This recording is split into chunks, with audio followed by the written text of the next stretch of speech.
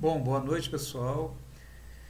É, eu quero apresentar para vocês o vídeo sobre planejamento estratégico, tá? Seguindo o roteiro que a professora disponibilizou. Basicamente vem a pergunta, por que do planejamento estratégico? Então, é interessante definir, pelo menos, o porquê que vai se fazer o planejamento estratégico de uma empresa. Esse planejamento ele vai ter utilidade para o gestor dessa empresa, de forma que ele consiga visualizar o que é a empresa internamente, qual o ambiente externo que ela está atuando e quais os fatores que ele pode ter de vantagens, de riscos, de problemas, como ele vai atingir os objetivos e as ações que ele vai ter que atuar, né, vai ter que realizar para atingir esses objetivos, para que ele tenha sucesso na missão dessa empresa, para que ele tenha sucesso para atingir o sucesso na empresa. Então, para isso que serve o planejamento estratégico. Ele é uma série de etapas, tá, que vão fornecer instrumentos para o gestor para ele poder direcionar esforços para mitigar riscos e fortalecer mais as partes interessantes nessa empresa que ela atinja, para que ela atinja os objetivos que ele se propôs, né, que ela se propôs. Então, no roteiro, a gente tem o seguinte, a parte interna, que a gente vai caracterizar a parte interna da empresa, né? A estrutura interna. Depois existe a caracterização do ambiente que essa empresa atua. E aí vem os instrumentos interessantes para o gestor, tipo matriz SWOT, os objetivos e ações estratégicas, cenários de risco, a parte de levantamento de riscos, e a montagem de cenários realistas e pessimistas, otimistas, que o gestor pode utilizar como parâmetros de comparação.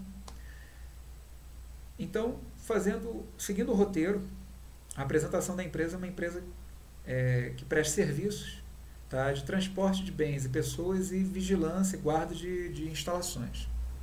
Essa foi a empresa escolhida. Existe a identificação da empresa, que é a definição da missão, a visão, os valores e princípios, tá, que vão nortear a atuação dessa empresa durante esse tempo que ela vai estar viva, né, que ela vai estar atuando.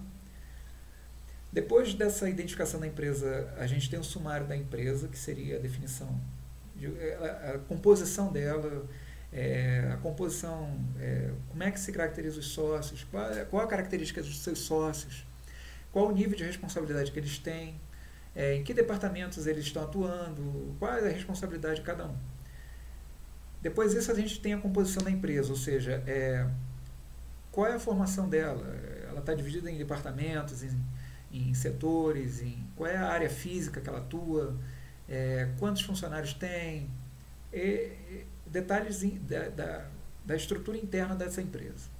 Tá?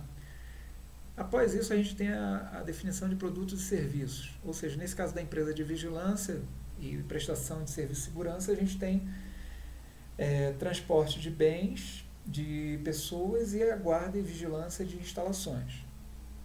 Então, a gente tem a primeira definição, tá, dos serviços, depois a gente tem a vantagem, qual é a vantagem que ela tem em relação aos concorrentes e qual o diferencial. Tá? E a gente tem a descrição das atividades, ou seja, vamos descrever transporte de bens, vai precisar de carro, 2 seguranças, 3 seguranças, a gente vai precisar de vigilantes armados e no transporte, qual o suporte que ele vai ter, quantas horas ele vai precisar ter, e aí você vai descrever o serviço que é prestado, tanto no transporte de bens, de pessoas e na vigilância de instalações. Bom, depois que você caracterizou todo esse ambiente interno, que é o ambiente da empresa, tá, a gente vai caracterizar a parte externa, ou seja, qual o ambiente que ela está atuando. A gente vai ter uma análise do mercado. A identificação dos possíveis clientes, ou seja, qual o sexo, a faixa etária, a idade, a renda, se é pessoa física, se é pessoa jurídica. No caso dessa empresa de vigilância e transporte de bens e pessoas, tem os dois tipos de clientes. Tem tanto cliente que é empresário, que vai utilizar a empresa para transportar para poder transportar os seus bens e transportar a si próprio, quanto em pessoa jurídica, que pode ser uma empresa de valores que vai contratar essa empresa de segurança para acompanhar o transporte de bens. Então você tem os dois tipos de clientes. O comportamento desses clientes. Então você vai conseguir delimitar qual o comportamento desses clientes com relação a cada serviço, do transporte de bens, de pessoas, de instalações. E a tendência de crescimento, ou seja, dentro desse mercado, dentro dessa visão de mercado externo, qual é a tendência de crescimento que essa empresa vai ter? Né? Principalmente no primeiro ano, que é onde as empresas elas não conseguem passar. Se essa empresa vai ter um sucesso ou vai ter dificuldades no primeiro ano, qual é a previsão de crescimento dela no primeiro ano e nos próximos anos, num curto prazo? Né? Qual é a tendência? Depois que você definiu a parte interna e a parte externa, você começa a entrar em estruturas mais objetivas e mais focadas no desempenho, ou seja, a elaboração da matriz SWOT. Você tem a definição de ameaças,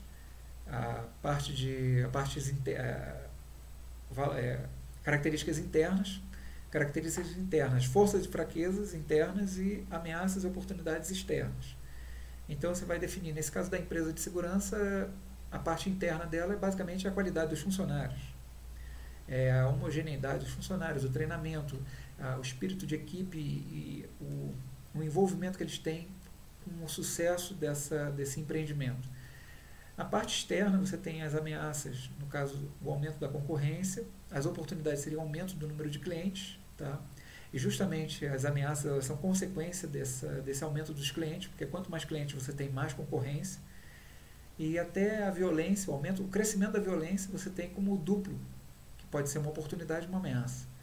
Se você tem um aumento da violência, você tem uma oportunidade de crescimento dela, porque ela vai ter mais clientes. E uma ameaça também, porque esse aumento de violência pode causar prejuízo interno para a empresa, ou seja, pode fazer com que ela perca mão de obra. Né?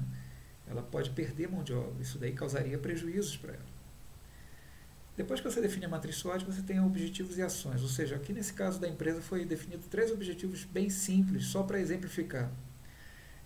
O aumento da quantidade de funcionários, que seria uma necessidade no futuro. O aumento do número de clientes, devido até ao crescimento do mercado. E a adesão de novos convênios e possibilidade de aumento dos serviços diante da necessidade de treinamento e de qualificação desses novos funcionários. Tá? Então você tem 3 objetivos, de uma forma bem simples, foram definidos, e quais as ações que teriam que ser tomadas para poder atingir esses objetivos. Então, para cada objetivo você tem uma ação. Tá? E depois disso você tem indicadores para as perspectivas. Então você tem a parte de, uma vez que foi colocados os objetivos, você formula a ação que está relacionada àquele objetivo, você vai propor um indicador, que vai ser um controle, que vai ser um termômetro, né? Você vai conseguir medir objetivamente o desempenho que ela vai ter para atingir o objetivo e como você faz para monitorar esse desempenho ao longo do tempo. Então você tem que ter um indicador e tem que ter um monitoramento dele. No caso aqui desses 3 objetivos, você tem como indicador, por exemplo, o número de funcionários contratados sobre o número total de funcionários.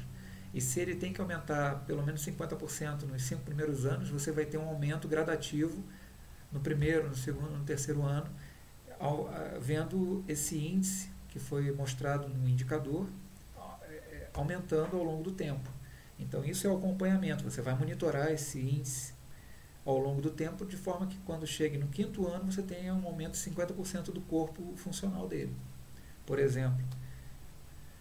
Bom, depois dos indicadores e monitoramento, você vai ter a identificação do risco, ou seja, nesse caso do negócio aqui de transporte de bens e pessoas e guarda de instalações, existe risco de morte do funcionário, falta de material de proteção, falta de armamento, greve de funcionário, você tem até dissolução da sociedade dos sócios, né, porque o corpo de sócios é muito técnico e ele é fundamental para o sucesso dessa empresa. Esses são exemplos de risco. Depois dos riscos, você tem a parte de montagem de cenários, ou seja, no caso do roteiro proposto, a montagem do cenário otimista, pessimista e o realista. Então, o otimista é se você tem todos os objetivos atingidos e superados. Né? No caso dos 3 objetivos, foi colocado que a pessoa consegue atingir, a empresa conseguiu atingir todos os objetivos e superou eles. Né? Um cenário extremamente otimista. No pessimista, nenhum objetivo foi superado, foi alcançado, e ainda teve a empresa entrou, perdeu para a concorrência e conseguiu, ela perdeu totalmente o alinhamento e fracassou. Né?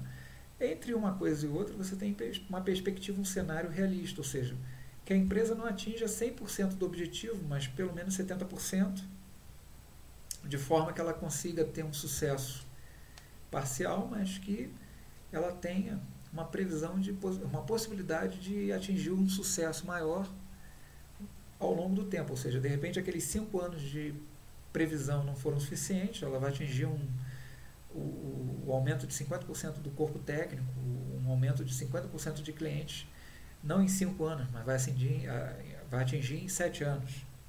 Então esse seria um cenário realista para a empresa.